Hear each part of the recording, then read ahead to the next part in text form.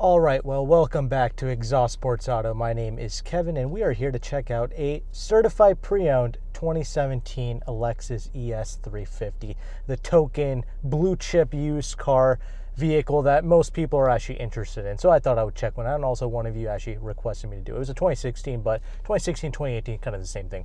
Anyway, who do we have to thank for this little opportunity? It is none other than Johnson Lexus of Durham, North Carolina. You are more than welcome to talk to Danny. He was my sales associate who helped me purchase that LC right over there. But we're not here to talk about the LC. We're here to talk about this ES 350 and certified pre-owned vehicles as a whole, because there seems to be a bit of confusion. Nobody really knows what certified pre-owned means.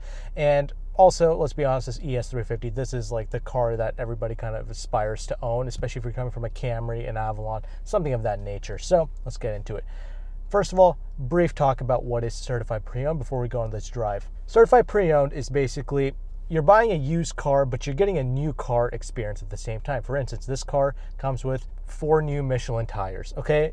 The dealership has went through this car with a fine-tooth comb. All the certified pre-owned cars have to go through that, and anything that's wrong with the vehicle or any like service things that the vehicle needs, the dealership will already do that for you. So if it needs new brakes, it'll already have that done. So this car has about 18,000 miles on it. It's 3 years old. You know, a lot of these cars, they come off a lease. They've been perfectly maintained. It's like the most headache-free way of buying a used car. But most importantly, these things already come with the warranty, and that's why certified pre-owned cars actually cost a little bit more than its non-certified counterparts. It has all the stuff that it needs done to it. There's no stupid check engine lights. Not that there really would be on a Lexus, but whatever. It comes with a 2-year unlimited mile warranty with a 2-year free maintenance. You know, these are the perks you get when you buy certified pre-owned, and why I suggest many of you to look into that option, because really I would tell you to lease a car, but a lot of you people are monsters and you drive like 50, 100,000 miles a year. So that's impossible for you. So this is your next best option. You get a new car buying experience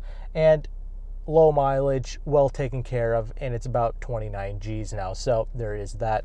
Now, enough of that. Let's go ahead and let's get this bad boy out on the road, shall we?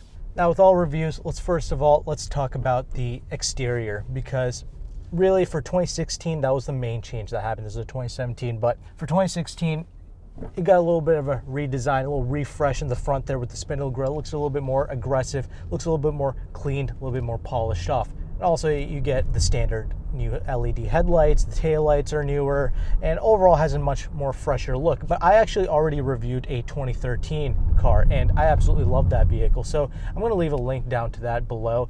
It's pretty much, mechanically, there are no changes between the 2013 and the 2016 to 2018 cars. It's just a refresh on the outside, and also you get more optional features like the whole safety suite that you get. That's actually optional. You can check that box off if you so choose, and some other goodies which we'll talk about. Great thrust, and that's the other main thing about this. Let's go ahead and let's talk about this drive. This 3.5 liter V6 engine, not some stupid 4-cylinder turbo thing, a legitimate engine producing 268 horsepower and about 248 pounds-feet of torque. Now, I guess the biggest competitor to this vehicle would actually be an Acura TLX, because you can actually get a 4-cylinder TLX about the same year, about the same mileage for about 10 racks less. Now, should you do that? Honestly, if you need to save the 10 G's, go ahead. But if I'm going to be completely honest with you, the ES is just a superior car in just about every single way. I like the TLX, but this is just the higher quality product, both inside out. This thing is baller, it is prestigious, it is satisfying, and it's got a proper V6. That's really the only engine option unless you go with a hybrid, which this is not. That sound just will not be replicated by a 4-cylinder vehicle. It is just the quintessential luxury car experience, essentially. And that's why I like the ES and why many people aspire to own one of these things, because it's already taken a bit of a depreciation hit because it's 2017. It's about, you know, these things started about 39 grand. This is now like 29 G's. And I've even driven the previous generation, like an 08 ES 350, and I've noticed that was a pretty wallowy car, very comfy, very satisfactory, and the engine is also great in that as well. But for these 2013 to 2018 cars, they did make some nice little changes. like improve the handling, improve the stability, all the things that the previous car kind of needed to have done. They kind of fine-tuned these things, and the steering rack made it a little bit more precise, and those changes are very apparent compared to the like 08 ESs, that's for sure. But compared to a 2013, these things do pretty much drive identical. Now I will say the only con I actually noticed with the 2013 car was a slight bit of road noise coming from the tires. And these things, obviously, this is a certified pre-owned car, so it has 4 new Michelins on here. The other car I tested did have Michelins on it as well. Obviously, the underbody is definitely carpeted out. Refinement was something that they focused in on, but there is no double pane glass or anything like that in this car. But I'm very curious. I want to see how the road noise fares in this, because I did honestly like the way that it handled. I thought it was more than enough for the consumer that's going to be interested in something like this. It's got enough handling. It's not like how these journalists make these things out to be like, oh, it's boring and dull. It's good enough for the streets. Okay, it's more than adequate. It's a true luxury car experience, and that's what I like. And you get a lot for your money here. But if you can, okay, like they have a certified pre-owned 2019 here. That's about 38 G's. Is that car worth it? Honestly, yes, because I test drove the 2020, and man, that thing has a flagship like ride quality to it. And we're about to see. Handling is still good here, slight bit of tugging. The power is really sensational. That was effortless thrust. The new car is even better with about 301 or 302 horsepower and about 270 something pounds-feet of torque. It is definitely a nice little power upgrade, but this is still great. This will give you excellent shove out on the road. It's not going to light the world on fire, nor is it trying to do that. If you're coming from a Camry or something like that, this is a car that you can be proud to put on your driveway, essentially. It's got the prestige, and most people, they see you pull up with this with the LED lights, they're just going to assume it's a 2020 anyway. But in all seriousness, dude, the 2020, that is a nice car. That is, what they kind of did was they sacrificed the handling in that car to give you a superior ride quality, and it's worked. It feels so freaking plush. This is doing a great job with its ride, but this also is handling, I feel like, a little bit better than the new car, to be honest with you. Now, is that handling necessary? Not really. For American roads where you're just going to be driving straight and accelerating, handling is not really a big deal per se. It is, but these are, it's not going to tip over or anything like that. When you drive this a little bit hard, you can push these things. This is riding on 17-inch wheels, so you get 215 wide tires. You have to step up to the 18-inch wheels to get the 225 wide tires. That will actually help with the handling a little bit, but I would rather have these 17s because they still look good on this car and enjoy this ride quality. Now, there seems to be a lot of confusion, a lot of debate. Oh, it's based on the Camry. No, you're an idiot. It's based on the Avalon. It's not based on anything, actually. This is called the K platform. A lot of people, they didn't call me out per se, but they're just commenting on other people's videos like, oh, you're an idiot, it's an Avalon. How can you all get this wrong? I mean, you all have access to Google. You're one Google search away from finding out that these are on the K platform. Now, the new vehicles, they utilize the TNGA K platform, or the GAK platform for short. That's a whole nother story. Not going to talk about that. But these previous generation cars, they rode on the K platform. So what does that mean? That was like Toyota's like front wheel drive architecture, basically. So what does that underpin? The Camry, the Avalon, the Solara, the RX, Highlander, Sienna, all these vehicles, these are the underpinnings of the K platform. It's not based on an Avalon or a Camry. That's not what this is. This is all just their front wheel drive platform. Now, obviously, they made those refinement enhancements here, like coating the underbody or carpeting it out. See, body roll is pretty well contained. There is a bit of torque steer, but that's about it. There's not too much wind noise with this. I remember in the new LS500, there's actually a bit of wind noise coming through.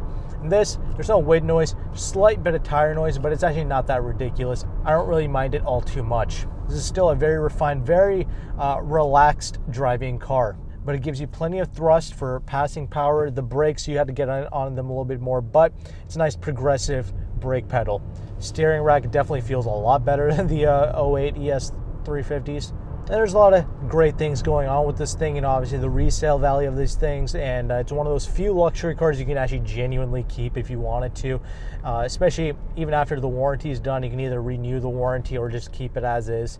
It's just one of those cars that people trust. That's why it retains a decent amount of resale value as well, so you can really just pack on the miles and drive it and look prestigious in it, and that's why these things are so freaking sought after. Now, I will say a TLX maybe handles a hair better, but I would not sacrifice the overall refinement and the kind of pinned down quality sensation that this vehicle has to offer. It doesn't even weigh that much. It's about 3,500 pounds. There's nothing too ridiculous going on here. Still a strut-based suspension, of course. This is technically a mid-sized car, great size. A lot of real estate owners like to whip this car around because it has plenty of rear legroom back there, as we're about to see. But yeah, it's about 193 inches long. It's easy to place out on the road. It's not even remotely an issue. Now, because it's a 2017 car, the safety suite options, they're actually not just an option here, they're actually standard. So that's another thing you get with the 2017s. There's nothing here to disrupt occupants here. It's got smooth takeoff, it's got smooth braking performance. Everything about it is just smooth, comfortable, and nothing alarming is going on here. Is this up to snuff with like an LS 460 or something like that? No, it's not. But nor does it cost as much. See, here's the thing with this feels like a $40,000-$50,000 automobile, and that's pretty good. However, the new ES 350s, dude, those things feel like a $100,000 car when you drive it. Like the refinement, the comfort of it. This feels about what its price tag is worth, and that's pretty good. I mean, this is a high quality object, and this car is the sole reason why the GS 350 is being killed off, because there's no need for that vehicle. I mean, a lot of people, they just buy this because it's more fuel efficient, 21 city, 30 on the highway. This thing will take regular fuel, mind you, and part of the reason why it's so efficient, despite it being a V6, is because it's got like a 0.27 coefficient of drag. That's very low for something like this. But yeah, it's cheaper than a GS. Nobody who's really buying these things really value that rear-wheel drive dynamic. That's not why new Lexus buyers buy these things. That's what used Lexus buyers want, is that, those sporty kind of cars. But yes, moral of the story, it's pretty much unchanged from the 2013 cars. You're just buying this because obviously it's a newer car, newer model year, low mileage, all that good stuff. But you could technically save some coin, get a 2013, but you'd be lacking on some of these features. So what are you going to be lacking? Obviously, the standard safety features that the 2017 car gets. If you value that, this car has it. You have these automatic headlights, automatic windshield wipers, all great stuff here. Traditional kind of gear lever knob, always a great thing to see. You got a sunroof, just a regular sunroof, although a panoramic was an option. You got one-touch up and down windows for all 4 windows here. Automatic high beams even. You got a nice little gauge cluster here. Very easy, very legible. These seats, they've aged flawlessly because it's like that new Lux or whatever seats that they call it. It's that fake leather, basically. But honestly, these are the seats to go with because these age better than real leather. Real leather will wrinkle a lot faster. These don't wrinkle. These don't do anything. It is like that white-ish gray leather. So there's a slight little stain in the back seat, but that's actually about it. This is aged extremely well. Now, up front here, it is like a black leather where you kind of put your elbows and all that good stuff. And the steering wheel obviously is black, but dude, just look at the steering wheel, okay? This steering wheel is just such a high quality looking steering wheel. And look at the kind of material that they use around the buttons. It's like this aluminum, like it's like a fake aluminum, like a plastic. However, it looks nice and prestigious. That's all I wanted out of the LC500, where they use like a black plastic. I wish they had just used this instead. And this steering wheel looks clean. It's got nice thick stitching going around. It's fantastic. Of course, you have some controls here. Very easy to access, easy to get used to. Not bad at all. It's to access like this little helper screen here. Very easy to go through that. Nothing is really too alarming here. Now, yes, these seats, again, let me go back to that. It is very comfortable, very plush, no problems there. They are perforated. However, these are not heated and cooled seats. This is more of a bass trim level. Also, it's got the bass audio system, but you know what? It still sounds great. No issues. It'll get the job done. It's got a telescoping wheel, but it's not electronically telescoping. It's like I had to pull the lever and adjust it that way, but not a big deal. At least it has it. You can easily get comfortable in here, and it's a pretty large car. Big people can fit in here. Of course, the build quality, fit and finish, that is bar none, of course. And also, when you drive it, no creaks and rattles, not even remotely an issue. It's another reason why I would rather have this over the Acura, because it just feels so much more tighter. So if you can budget for it, this is the superior car. If you can budget for a 2019 ES350, go for it. But I think this is a nice little sweet spot of kind of everything that you're kind of looking for, I feel like. Now, some stupid things that they've added. They try to be sleek, but honestly, it hasn't aged that bad. But, you know, this piano black plastic, that was a design choice that they added for 2016s and up. Yeah, not my favorite, but you know what? It's aged better than you would think, so it's not as scratched up. Of course, you got your little sport modes and your traction control offs here. It's down here in the center, so you got that. This little infotainment screen, I don't know how large it is, but honestly, this is not bad, honestly. I don't mind this infotainment. It's easy to use. Probably not when you're driving, but hey, it gets the job done. I can scroll through here. It's just like the kind of BMW iDrive systems. You got a few little buttons here. Honestly, I have no issues. Obviously, it's got Bluetooth. Obviously, it's got USB. It's not really an issue. Climate control, completely separated from the screen here. You even have a CD player, and you have your little Lexus clock here as well. Center armrest is a good size. Door pocket space is good. 2 big cup holders. That's nice. And the glove box is also a good size. Rear seats, I can easily fit behind myself. That's not an issue. Some of these models, you can get like a peasant blocker in the back. I don't think this one has it, but again, not really necessary, but would be nice to have. Again, it's that white leather. There's a slight little stain back there that might buff out. I don't know. Trunk space is excellent as well. So, as a whole, practical car, relatively efficient car. Enjoy that V6. This is like that bread and butter product, the one that everybody kind of wants, that no nonsense luxury car experience, the dealership experience. You're definitely stepping up here when you get this over like the Toyotas and stuff like that. The dealership experience is just so much more superior, and a Camry will be efficient. I mean, it's a good car. I do like the Camry. They are very comfortable. They feel great, but it's just not as refined and finely tuned as this. Like the 6-speed automatic, forgot to talk about it, but it's so good that it's not really even worth mentioning. It's got a proper 6-speed, not some 8 or a 10 or a 12 speed. It's a proper gearbox. Love it. Don't let those mainstream journalists tell you otherwise. It's a great transmission. It does what you need when you need it to. And it's just set up better than those Camrys and those Avalons. That's what you're paying for here, obviously, and the better materials, more soft touch materials being used for this generation, and some nice little features, and obviously, of course, the prestige. So enjoy that. If you found value with this video, please do let me know.